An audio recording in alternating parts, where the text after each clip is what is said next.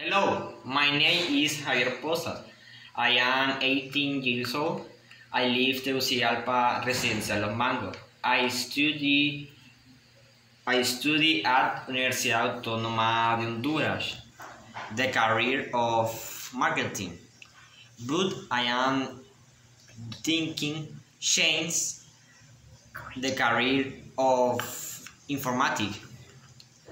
My family composed it by my mom, dad, and my older brother. My mom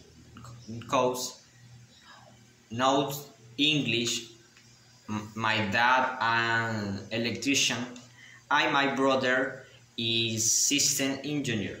He studied Autónoma too. I love animals. And have little dog named Sasha, 2 months, and a cat, Coco, 7 years old.